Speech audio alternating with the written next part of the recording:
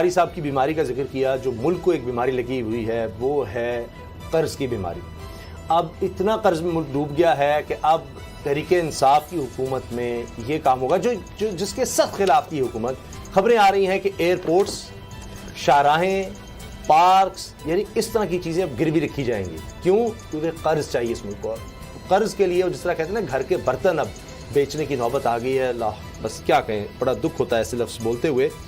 तो ये हालात हैं। अब बाबर डोगर साहब क्या करें? मुल्क कर्ज़ों में डूबा हुआ है। कर्ज उतारने के लिए, मुल्क को चलाने के लिए, मईशत को चलाने के लिए आपके हवाई अड्डे, वैसे ये नेशनल एसेट्स हैं, तो ये बड़ा ख़तरनाक होता है किसी भी मुल्क के लिए कि आप वो गिरवी रख रहे हैं, कि किसी और को दे रहे हैं आप कि जनाब ये कर्ज हम ले रहे हैं। अगर खुदा न खास्ता कर्ज में इंटरनेशनल एयरपोर्ट तो आप गिरवी रख चुके हैं 700 अरब की, वो भी शाहराहें आपकी, आपके पार्क्स, ये उसके बावजूद है कि जनाब सऊदी अरब से अब $1.5 अरब सालाना आपको तेल भी मिल रहा है नौकर अदायगी पर। वो बात भी फाइनल हो गई है। लेकिन मैं हैरान हूँ कि इसके साथ वज़ीर ख़ारजा शाह महमूद कुरैशी साहब कह रहे हैं IMF के लिए पूरी कौम को मुस्तकबिल गिरवी नहीं रख सकते, मुस्तकबिल गिरवी नहीं रख सकते, लेकिन ये पार्क्स, शाहराहें, ये मजबूरन करना पड़ रहा है। बाबर साहब। समझ साहब, अनफॉर्चुनेट है। पहली बात तो ये है कि मैं पहले दिन से ये कह रहा हूँ कि बजट जो था इनको IMF के चलें उसकी मर्जी के ताबे ना होता, लेकिन उनको पहले निगोशिएट करना चाहिए था। और अब ये किसी भी मुल्क की बड़ी इसमें ह्यूमिलेशन है कि आप अपने नेशनल एसेट्स जो हैं वो सारे गिरवी रखकर आप लोन ले लें, और कल अगर आप वो कर्जा ना उतार सकें तो फिर क्या होगा? सर सोच के उनके हवाले कर देंगे? सोचना भी नहीं चाहता। क्या आप एयरपोर्ट उनके हवाले कर देंगे? आप शाहराहें उनके हवाले कर देंगे? अगर नहीं करेंगे तो आपकी इंटरनेशनल मार्केट में क्रेडिबिलिटी खत्म हो जाएगी, कोई आपको कर्जा नहीं देगा।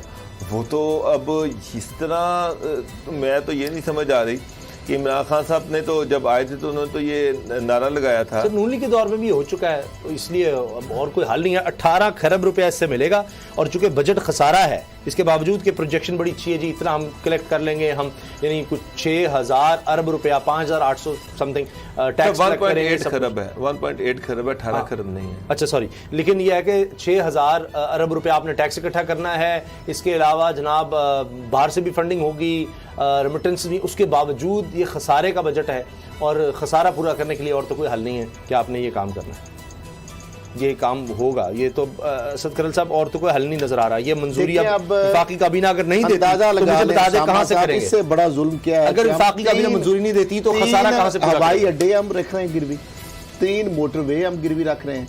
ऑलरेडी एक कराची जो एयरपोर्ट है, जिस तरह जिन्ना इंटरनेशनल एयरपोर्ट है, पहले ही हम गिरवी रखकर 700 अरब रुपए उस पर कर्ज हम ले चुके हैं, और 980 बिलियन का अंदाजा लगाया गया है। इस्लामाबाद जो वजारत खजाना ने कहा है कि लाहौर एयरपोर्ट जो है उनकी वैल्यू लगाई गई है 230 अरब, मुल्तान एयरपोर्ट की वैल्यू का अंदाज़ा और इस्लामाबाद एक्सप्रेस जो है उसकी वैल्यू का अंदाज़ा 320 अरब लगाया गया, और 470 अरब इस तरह उसका लगाया गया अंदाज़ा। अब मुझे ये बताएं कि जिस मुल्क के अंदर आप अपने हवाई अड्डे जो है गिरवी रख दें, आप अपनी जो मेन मोटरवे जो शाहराहें हैं वो गिरवी रख दें, आपका जो TV स्टेशन, आपके रेडियो स्टेशन, आपके और बहुत सारे, यानी ये एक आपकी जो असास तनसीबात में आता है, आपका किसी भी मुल्क का जो शाहराह हैं, जो उसकी सड़कें हैं, मेन शाहराहें हैं, और जो उसके एयरपोर्ट है, अगर आप गिरवी रख दें तो जिस मुल्क से आप कर्जा लेंगे, जब चाहे वो आपको कह दे चले भी निकले आप यहाँ से, ये फारग हुआ, आपको जहाज आपके उड़ने दे, आपके खड़े होने दे, ना होने दे, आप किस तरह बाल सकते हैं?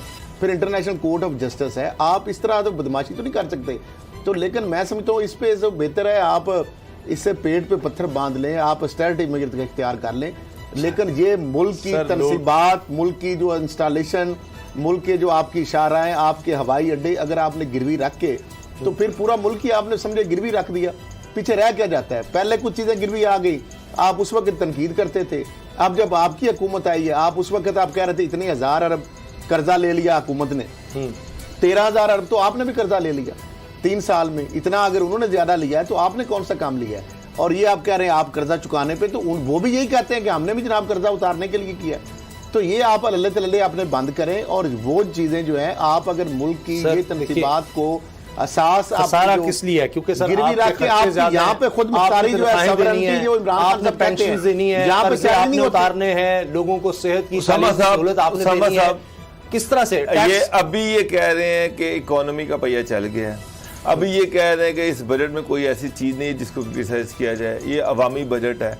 अब अगर ये अवामी बजट है तो पाकिस्तान का प्राइड क्या है? पाकिस्तान का प्राइड है उसकी सड़कें, उसके एयरपोर्ट, उसकी शाहराएँ। अगर आपने वो गिरवी रख कर वो बेच के आपने मुल्क को चलाना है तो फिर तो दूसरा टैक्स है सर। टैक्स आप तभी तो टैक्स छूट ली है ताकि लोगों को सहूलत हो। अब वहां से बचाने जाते हैं तो फिर इसके अलावा तो कोई हल नहीं है। मुझे बता दें, ये जो 1800 अरब रुपए का अगर खसारा हो रहा है तो ये कैसे पूरा होगा? कोई आपको और तो कोई सहूलत है नहीं। IMF का तो फिर ये बजट में कहते ना, बजट में बताते कि ना हमारे पास पैसा कोई नहीं है और हमने अगर इसके सारे को पूरा करना है तो हम ये सड़कें गिरवी रखेंगे, ये एयरपोर्ट गिरवी रखेंगे, ये चीज़ें गिरवी रखेंगे। जब इमरान खान साहब ने जब इक़्तिदार में आना था, उन्होंने जो 100 दिन का मनसूबा बनाया था, उसमें जो प्लानिंग दी थी उसमें एक चीज़ ये थी कि जो सरकारी ज़मीनें हैं, ये इतने बड़े बड़े डिप्टी कमिश्नर्स के घर हैं, ये इतने बड़े कमिश्नर्स के घर हैं, ये जो ब्यूरोक्रेसी के घर हैं, ये जो GORs हैं, ये जो बड़े बड़े गवर्नर हाउसेज हैं, इन सब को बेचा जाएगा और इनकी जो ये जो जगह है, ये जो पैसे हैं, ये वहाँ पर लगाए जाएंगे। अब आप ब्यूरोक्रेसी के सामने बैठ गए हैं। गवर्नर साहब जो आपके गवर्नर हाउस छोड़ने को तैयार नहीं है, ब्यूरोक्रेसी GORs को नहीं छोड़ने को तैयार है। अल्टीमेटली कराची में उस दिन पर ये खरल साहब खुद कह रहे या पढ़ रहे थे कि 750 अरब रुपए की सरकारी ज़मीन है सिर्फ कराची में जिस पे कब्जे हुए हैं। मैं मतलब वो कब्जे छुड़वाएं।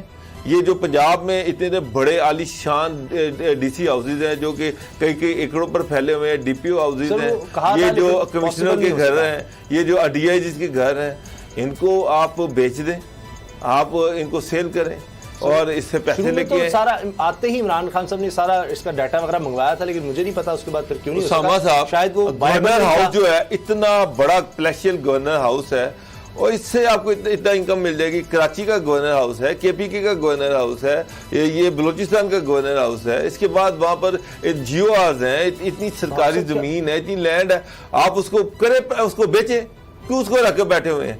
मसला ये है कि वो ब्यूरोक्रेसी इतनी हिम्मत नहीं है, जरूरत नहीं है, ब्यूरोक्रेसी इसको कभी होने नहीं देगी। गवर्नर पंजाब जो है वो अपनी बेइज्जती समझते हैं कि उनको पंजाब उनको पटियाला हाउस में घर दे दिया जाए।